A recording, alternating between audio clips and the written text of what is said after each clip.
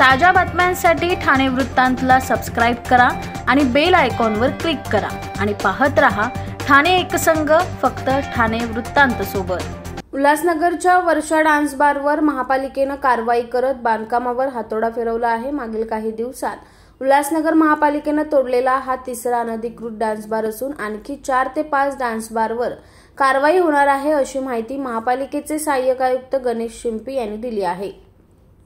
उल्हासनगरच्या पवी सेक्शन परिसरात वर्षा dance bar अनधिकृतपणे सुरू होता।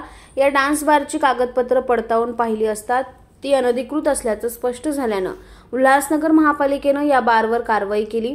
दरम्यान येत्या काळात आणखी 4 ते 5 डान्स बार पाडले जाणार असल्याची माहिती उल्हासनगर महापालिकेचे सहाय्यक आयुक्त गणेश शिंपी यांनी दिली आहे।